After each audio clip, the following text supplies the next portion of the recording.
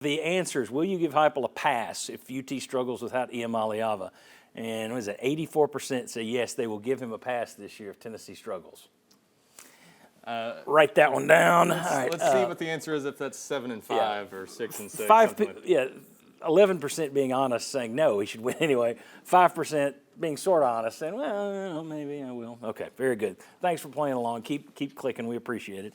Rapid fire questions for you on a recruiting front. This means like 90 seconds an answer. Okay. Question number one. I'll try and keep the question short. Was Tennessee wrong to make this family the first big NIL deal in history? Because there were red flags that this was a very involved father. You were buying the clan, not just the player. You decided before anybody else gave a huge contract, you made the big splash with this group. Should they have done that, or do you just say, you get crazy hangers-on in this business? Yeah, I think most of the time there's going to be somebody. I mean, that's not to say every player has a situation that concerns you, but there's always going to be someone involved when it's a player with this kind of demands and this kind of expectation on the money side of things. It could be a 7-on-7 coach, a high school coach, a handler, uncle, whatever. Yeah, there's going to be somebody in the picture. So you can't avoid that. But and the other thing about this is you got to remember what Nico was in the context. He was seen as the best of a generational class of quarterbacks in a lot of people's minds. Some people thought Arch Manning was the best in that class, but most thought Nico was the one with the most physical talent. So you were doing this, what you thought was for a guy that was going to be a generational talent, a guy that would transform your program. And who was going to have long recruiting coattails, yes. which didn't develop either. And where you wouldn't have to do this again. You wouldn't have even had to take this chance if it was a chance. You wouldn't have to do this again because this would elevate your program to a level where you could attract players like this from all over the country in the future. So it was a one-time thing. I think they thought they were getting a can't-miss kind of prospect, and I guess in the grand scheme of things, it sort of worked out, but not really, not entirely. All right. Next question. The Iamaleava family will no doubt try to make UT look bad in all this in order to make themselves look good. We've talked about that already. We've told you what one family friend, a former NFLer, T.J. Hushmanzada, said on a podcast that Tennessee promised him they would change their system for him. You're going to hear they didn't put talent around this five-star quarterback.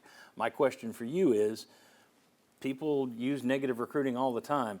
Is there anybody that's going to sit there as a five-star quarterback or a four-star quarterback down the road and say, they didn't put talent around this guy? According to him, they didn't change their system for him. According to him, is that going to be any kind of a concern for Tennessee or no? I don't think so. I mean, I think it's the story will come from what happens this season and what happens the next couple of years. If Tennessee struggles, that argument is going to have some legs to it because you're going to say, hey, they slipped. Clearly, Tennessee didn't put enough talent around him or didn't have enough talent across the board on its roster, and that's how they ended up here. So if Tennessee bounces back and they go 9-3, 10-2 this year, no, I don't think that story has any legs, and I don't think it's anything anyone can really use against them. And for 4- and 5-star prospects in the future at the quarterback position, I think they're still going to look at this as a pretty attractive situation as long as Tennessee doesn't slip as a program as a result of this. Last question. Does Tennessee need a general manager? Now, they come into different names across programs. Mm-hmm.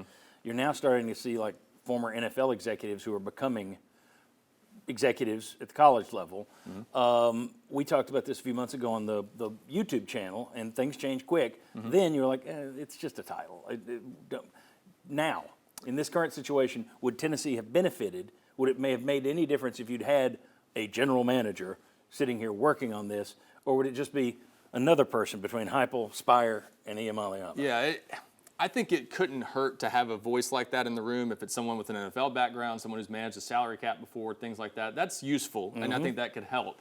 But with that being said, you touched on it. It's about the dynamics in the room. It's about who's actually making the final call on what happens in these situations. And if it's still the head coach, does it really change anything to have someone with the title of general manager in there? So it depends on the situation. The Tennessee Titans, for instance, have a general manager who's not the one making the key football decisions maybe right now. So every team situation is a little bit different. If you're bringing in a guy who's just another voice in the room, I think that's useful. But would it have changed what happened here?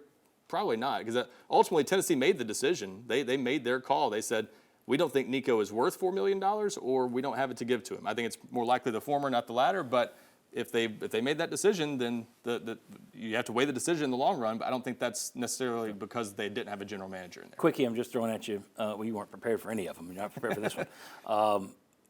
You look around, and it's expected that the collective takes marching orders from the university. That's who they go and give their money to. Have there been any cases anywhere in the country where school was saying this and collective was saying something different, or collective and school weren't completely in lockstep.